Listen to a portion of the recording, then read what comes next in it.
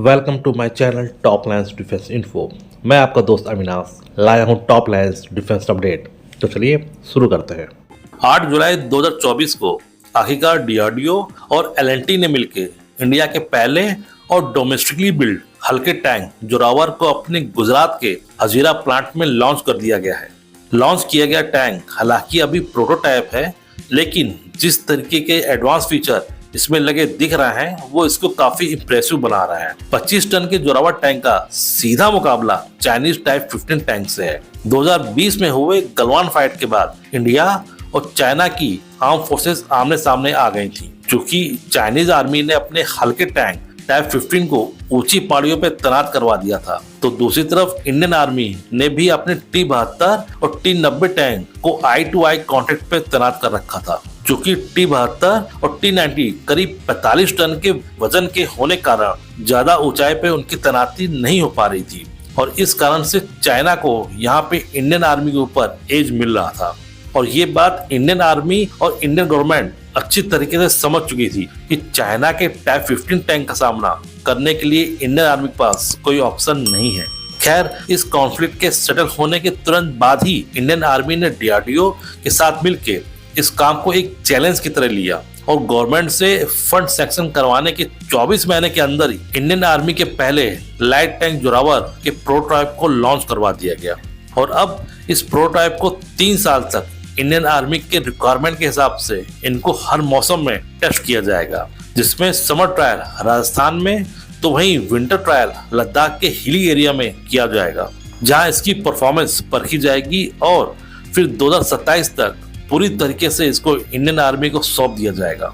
फिलहाल Indian army ने अभी 59 की संख्या में इनका ऑर्डर दिया है, जबकि इंडियन आर्मी को 350 लाइट टैंक की जरूरत बताई जा रही है। जोरावर टैंक में 105 mm की गन लगी है, जो कि एंटी आर्मर पियर्सिंग सेल के साथ साथ एंटी टैंक गाइडेड मिसाइल भी फायर कर सकती है, जैसा कि हम अर्जुन टैंक के साथ देख चुके हैं। और अब बात करते हैं जोरावर टैंक के उस इम्पोर्टेंट पार्ट की जिसके बारे में काफी लंबे समय तक अनिश्चितता बनी हुई थी। जी हाँ, मैं बात कर रहा हूँ इसमें लगने वाले इंजन की। आप व्यूअर्स को याद होगा कि मैंने ऑलरेडी जोरावर टैंक में लगने वाले इंजन के बारे में अपने एक वीडियो में बताया था कि कैसे इंडियन आर्मी अपने टैंक्स के लिए जर्मनी के MTU कंपनी के इंजन के ऊपर निर्भर रहती है और काफी लंबे समय से MTU अर्जुन टैंक के लिए अपने इंजन की सप्लाई करती आई है।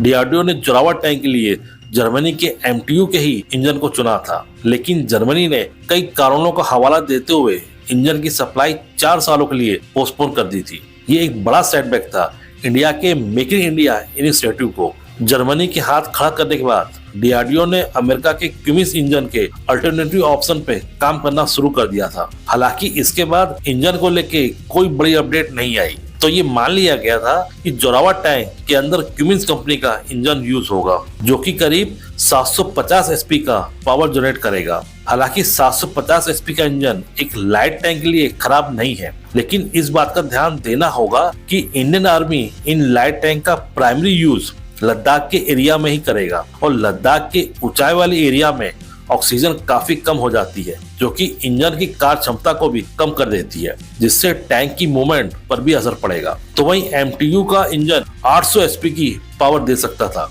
8 जुलाई को जब एलएनटी ने जोरावर टैंक को दुनिया के सामने लेके आए थे, तब यही एज्यूम किया जा रहा था कि इस लाइट टैंक में क्यूमिंस कंपनी का इंजन लगा होगा और डीआरडीओ ने भी इस मामले में चुप्पी साध रखी थी। लेकिन रिसेंटली एलेक्स ड्यूनो, जो कि रोल्स रॉयस के डायरेक्टर हैं, उन्होंने क्लेरिफाई कर दिया है कि जोरावर टैंक में रोल्स रॉयस के ब्रांड MTU का ही इंजन लगा है। शुरुआत में जिस एक्सपोर्ट क्लियरेंस की वजह से जर्मनी जोरावर टैंक को इंजन देने में आनाकानी कर रहा था, उन दिक्कतों को अब ठीक कर लिया गया है और उन्होंने कुछ MTU के 199 सीरीज के इंजन जो जोरावर टैंक में लगाए जाने थे वो एलएनटी को भी उपलब्ध करा दिए गए हैं। ये इंजन अपने क्लास के सबसे बेस्ट इंजन माने जाते हैं तथा MTU भविष्य में 1000 HP के इंजन पर भी काम कर रहा है, जो कि भविष्य में इस टैंक की कार क्षमता को और बढ़ा सकता है। इंडियन नेवी प्रोजेक्ट 75I के तहत बहुत ही तेजी से अपनी 6 सबमरीन की डील को कंप्लीट करने में लगी है। प्रोजेक्ट 75I में जहां टोटल 5 नेवल कंपनीज ने पार्टिसिपेट किया था, तो फाइनल में केवल 2 कंपनीज ही बची, जिसकी डिजाइन को इंडियन नेवी ने अपनी जरूरत के हिसाब से एकदम फिट पाया है तथा साथ ही साथ दोनों कंपनीज ने अपनी AIP टेक्नोलॉजी, जो कि एक महत्वपूर्ण कंडीशन थी इस प्रोजेक्ट को एक्वायर करने की, उसका भी डेमो इंडियन नेवी द्वारा ले लिया गया है।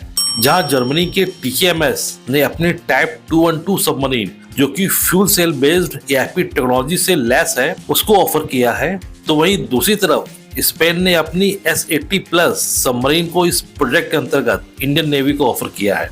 जर्मनी की TKMS ने अपनी टाइप 212 सबमरीन और इसमें लगी AIP टेक्नोलॉजी को ऑलरेडी लॉन्च कर चुका है, तो वहीं स्पेन की नवंटिया की S80 प्लस सबमरीन अभी बिना किसी AIP सिस्टम के स्पेन की नेवी में इंडक्ट हुई है, क्योंकि इस सबमरीन में लगने वाली AIP system bio ethanol stealth technology पर बेस्ड है और ये टेक्नोलॉजी एक जनरेशन आगे की बताई जा रही है और ये पूरी तरीके से सबमरीन पे अभी लगने के लिए तैयार नहीं है। और इसीलिए जहां इंडियन नेवी ने TKMS की सबमरीन को इसके AIP सिस्टम के साथ स्टडी किया है, तो वहीं दूसरी तरफ S80 प्लस सबमरीन और इसके AIP सिस्टम को अलग अलग परखा है।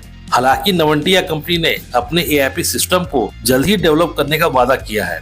फील्ड एवोल्यूशन ट्रायल हो जाने के बाद ये प्रोजेक्ट अब प्राइस निगोशिएशन स्टेज पे एंटर कर चुका है, जिसमें इंडियन नेवी दोनों सबमरीन के ट्रायल के डेटा को एनालिसिस करने के बाद बेस्ट सबमरीन को सिलेक्ट करेगी।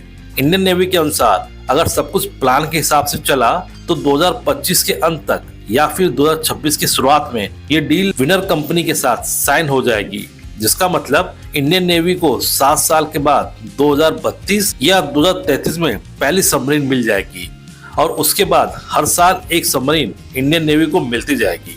इसके अलावा इंडियन नेवी ने ये शर्त भी रखी है, पहली सबमरीन में कम से कम 45% पार्ट इंडिया से सोर्स किए जाएंगे, जो लास्ट सबमरीन मिलने तक 60% तक हो जाना चाहिए। हालांकि इसके उलट दोनों कंपनीज ने पहली सबमरीन से ही 60% इंडिजिनियस कंटेंट लगाने की बात बोली है और अगर ऐसा होता है तो इंडियन शिप बिल्डिंग कैपेबिलिटी को अच्छा बूस्ट मिल जाएगा। इसी तरह की डिफेंस न्यूज और फैक्ट्स की रेगुलर अपडेट पाने के लिए मेरे चैनल को लाइक और सब्सक्राइब जरूर कीजिए और हाँ, बेल आइकन दबाना मत भूलिएगा। जय हिंद।